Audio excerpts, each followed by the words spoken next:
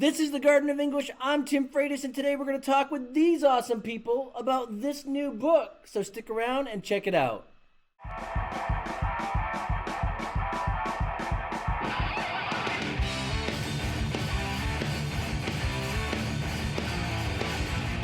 All right, I'm Tim Freitas, and I'm here with the authors of a new AP Lang textbook for AMSCO Publishing, which is a division of Perfection. And we have Brandon Abden here, senior author, and Lauren Peterson. But we also invited a couple other guests here who are people that reviewed in different capacities chapters or elements of the book. So we're just going to go over how the book was put together today so that you all can tell or at least know what's in the book and how it can potentially be a resource for your classroom. So, Brandon, we're actually going to start with you being the senior author, and I just want you to kind of provide us with some background of how this book came together and how you worked with Perfection to conceptualize the book and then finally put it into the product that we've actually created it to be. Sure. Thanks, Tim. So Perfection came to me initially, and I was kind of familiar with their work, but I'd never used it. I'd spent some time looking through it and referenced some things, but never really used it. And when they first came to me, I was really, really reluctant because I really didn't have any interest in doing what a lot of us would call a test prep book, where we're just drilling test questions and expecting students to learn things as they endure those sorts of things. And when I finally was able to have a conversation with Carol Francis, who I think we all have just come to love as our editor, it helped me to really understand what they were trying to do. And they also really wanted to understand what I wanted to do. So, I remember one of the questions Carol asked me was, if a test prep isn't something you want to do, what is it that we're looking to do? And it was neat how we kind of lined up. So really, the position of this book is between a textbook and those test prep books. It goes more in depth into the skills and the concepts related to composition and to writing, as well as reading and analysis of nonfiction texts. And it goes into explanation and some exercises that ask students not just to answer a multiple choice question or write an essay, but spend some time analyzing or spend some time working with the skill. So that they can then take it and apply it to other texts. We also wanted to provide a really wide array of experiences for students here. So we made sure you and Lauren were really integral in this too, to choose texts of a variety of different authors' backgrounds. And the way I've said it before is a diversity of text in many ways. We're talking color, we're talking gender, we're talking topics, we're talking time period, and so on. And so that's what's really exciting about it, is it is a book aimed at all students, all performance levels, to really help build and scaffold their skills. But it's also something that teachers could draw from and use as they integrate their own lessons in the classroom. Now, one question that I have is that if I were a new AP Lang teacher, do you think that I can actually use this book as a way to model my course or set up my course for the year, so I could actually use it like a textbook to drive what I do in my classroom? Absolutely, you could. I've been asked that question a couple of times by people, like, could I just use this book to teach my course? You could. And what I would like about doing that is really getting to spend time in depth with some texts. Probably, though, you would want to supplement it with texts that you find on your own in some way, whether they be from another textbook, whether they be drawing from an anthology of some sort, or simply things you're finding on the internet to match themes and units that you want to do. Every unit is designed to follow the course and exam description that AP put out. So it's scaffolding those skills, but every unit also kind of revolves around certain thematic topics that are introduced in the anchor text for the unit. But teachers don't have to follow those as themes. It's just something they could do if they wanted to.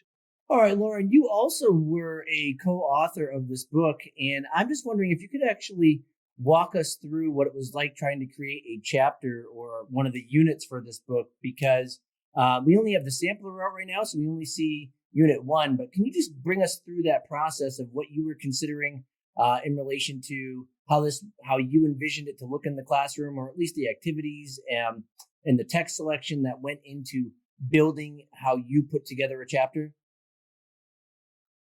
So I think that all of us, and feel free to jump in too, so, if I forget something, but we started with the EKs, knowing that those had to be scaffolded. And then we looked at really what EKs could be combined into different parts of the unit, because Yeah, but we know it's talking about the essential knowledge that shows up in the college.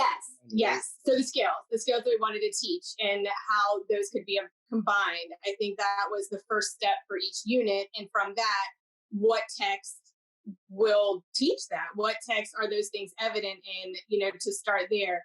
I do really want to echo what Brandon said as well about the dedication in choosing text. Because I think that for me, it was important to pick a text that I will use the word timeless in some way, but yet coming from all different periods, all different places, all different writers. So I wanted something that really, no matter what we were experiencing culturally, globally, nationally in our communities, there was so many different angles, so many different perspectives. That was something that was really, really, really important to me, to either A, as Brandon said, could supplement if the teacher wanted to do that, or it was something that was so complex and addressed so many different topics, students, you could focus on that one text. So to me, I really put a lot of emphasis on that. The other thing that I think was awesome and yet a challenge was, in your classroom as a teacher, you try to convey so many abstract ideas. We teach terms so that we all have a common understanding. What we did was, when we looked at the skills, we focused on really the most important terms, I think. And it wasn't to focus on those terms as a regurgitation of the definitions, but how can we establish this sort of common language? So do we all know what we mean, that these are essential skills in analysis and argument and composition? And to teach those, because they are abstract in a classroom, I can make analogies and find different ways of explaining it because they're in front of me every day and I can do that. Now, wait, in the book, do we actually define line of reasoning? Do we yes. have yes, right? Yes. That question comes up all the time. And I'll have to add too, and I think people will be interested in hearing this. There was a one evening, I think in December, when Lauren and I were texting back and forth late at night, drawing diagrams of how we would do things and taking pictures of them, saying maybe this is how we make it work, and maybe this is how we make it work, and sweating over analogies and things like that too. So yeah, because I think, oh, sorry, go ahead. Say that again. I was done. I'm just saying, I'm glad you bring that up, Tim. Well, I think that that's, teachers are kind of the master of analogies and making the complex and abstract concrete and understandable. So one of the things we try to do, instead of listing definitions, what you might expect to see is we try to make a lot of comparisons, but they had to be ubiquitous enough that different students would understand them. So I think that's where you see something that is a little bit different. It's not a lot of, I don't want to say jargon, but it's not a lot of rules. It's much more how you would authentically describe these complex concepts with your students. Right. So I don't have a definitions list here. It's more of like, hey, while I'm reading this, I can actually see this word in application, and I can still see its definition in there while it's in the prose. Yeah. Yes. So I think that's something that this does. It's a little bit different. That's different than a lot of the text. Yeah, one other thing that I want to mention as well is just kind of the setup of the book, where each unit has an anchor text, and all of the parts of the unit refer back to that anchor text. So when you deal with those new skills as you work through the units, kids are consistently revisiting one text. So as they become more comfortable with that text because they've reread it many times, you can actually take these activities that will build on top of each other. The kids are comfortable with the piece, and they're actually now digging those deeper pools of analysis instead of actually just having surface level interactions with the text themselves. I think something worth adding to that too, Tim, you talk about the rhetorical analysis anchor texts at the beginning of every unit. Accompanying those rhetorical analysis anchor texts and thematically linked to them in some way is a student draft of a text right after that. that has been generated so that students can start answering those new multiple choice questions that we didn't experience this year, circumstances being as they were, but that we know are coming and that we have seen on the practice tests. We tried to maintain that thematic connection since those texts are directly related. And every single section, what Lauren talked about, every section of the text is a grouped set of skills or just as pieces of essential knowledge that refer back to both that rhetorical analysis text and that student draft so that students can practice those skills in both a reading and writing setting. Right. I think it's really important to think about too, because generating those texts is really difficult. Not the reading text, but the student text, because you have to write the right one and then wrongify it and make sure that the wrong things you're doing are aligned with the essential knowledge that you're supposed to be teaching. And then you got to write the questions about those. Right. And so we wanted to make sure to provide as much of those as we could. One other thing that goes with that is you could look at each unit and we start with very basic composition skills and build just like you would in any writing class. And so at the end of every unit is a unique composition section that takes the skills from that unit and focuses them on composition. And then it builds throughout. And we have sample prompts and essays in there to help support that instruction in the classroom, but also to help support a student who may just be using the book on his or her own. So basically what I guess that means is that this book could work as kind of like a textbook for a teacher and cover the content with a teacher and for students, right? This book could work as a student-driven kind of workbook, but it also could be considered a way to actually get extra practice with a test prep book as well. So the versatility of the book seems to be pretty voluminous, right? I can use it as a teacher, I can use it as a student, or I can use it as someone who wants to embrace in some independent study, and I can do it for a pretty low price compared to other test prep books as well. And so you say that with the practice, we have the content in the units, then at the end of every unit, we have rhetorical analysis practice, argument practice, and we have sets of multiple choice for both rhetorical analysis and composition in every unit, and those are tied to the skills in that unit. And at the end of the book, we have a complete practice exam that fits the standards of the new exam.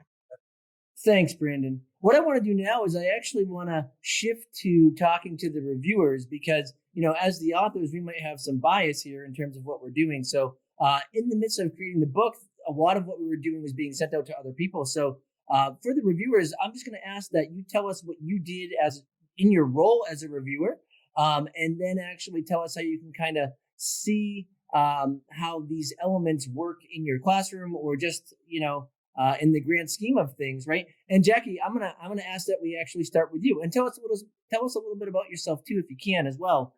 But before you get into kind of what, you know, the impressions of the book. I'm Jacqueline Stallworth, and I'm a high school teacher in Northern Virginia. I teach AP Lit. I'm starting a new African American literature class this year, and I'm an AP consultant, AP literature consultant. And I reviewed a few chapters and had a chance to look at the entire table of content, and I'm excited about it. Thank you all for inviting me to come along. And the passages that I read, I thought, especially what made it to the book, I think people will be excited about it. Very inclusive. I think that it appears that teachers can use just the book, or they can use the book and then they can also pull their own supplementary materials with it. Very exciting. Everything I saw was wonderful. Thanks, Jackie. Angela, I'm actually going to shift down to you now. And just, I'm wondering if you could tell us about your role, right? Not only as a reviewer, but also kind of your role in the English world, right? And then just give us your impressions of what you had to do and what you saw from the book as you reviewed what you were asked to do.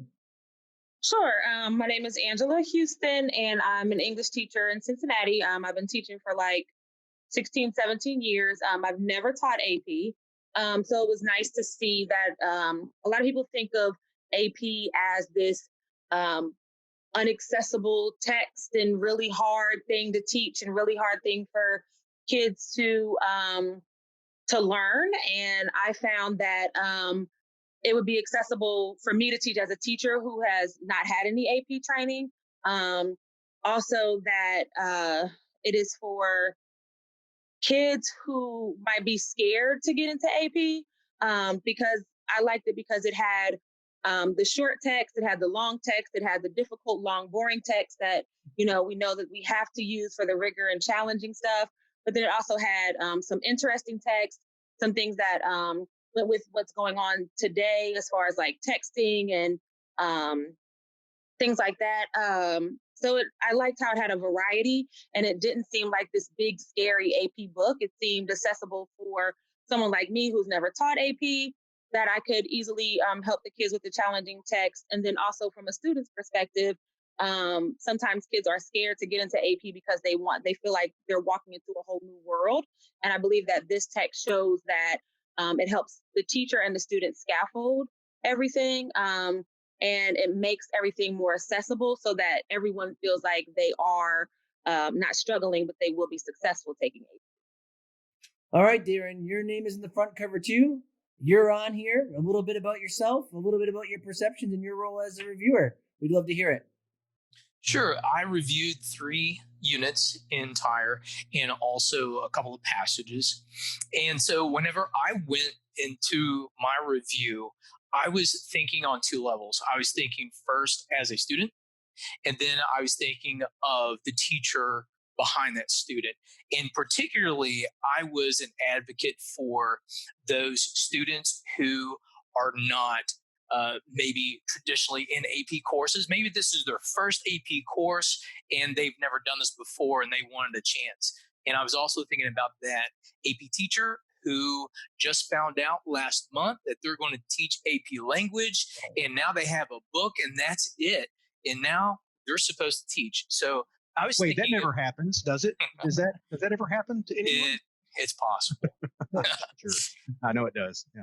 So I was thinking about those 2 groups, and as I was reviewing, I was really taken aback by the diversity of text. Uh, it's almost like 3-dimensional kind of diversity, like you mentioned, the different backgrounds of authors, but also topics, also rhetorical situations, length, complexity. So it was very well rounded. And I enjoyed that about the book in particular. I also wanted to see as I was reading that a student could sit down and actually read this and understand it, that they didn't have to have a background in rhetoric to understand. And that's where some of the metaphors and analogies were so important. And every time I saw one, I said, yes, keep doing this because sometimes these concepts are really difficult if you've never encountered this terminology before. And so we needed to build bridges within this text to invite students to actually read it. And that's something else that I was looking for, that would my students actually read this? Because I am an English teacher. I've taught for 15 years and not all my students have been AP students at all. And so AP students weren't really my threshold. I was thinking about, could I get some of my students who don't have proficiency, would they actually read this text and could they get something out of it? Could they be engaged? And so I was looking for that too. And I found some really good texts that were relatable and I enjoyed reading those and I thought that my students would enjoy those. And finally, in my review, I was thinking about, yes, skills. I enjoyed that this textbook actually, I don't know if you would call it a textbook. It follows the curriculum map that is in the course and exam description of AP language. If I'm a new teacher and I have nothing, I've never taught this before, I'm going to hold on really tight to that curriculum map that College Board put out. And I'm going to need something to help me actually put the curriculum together. And I think that this book shows a pathway to do that. And I could still supplement.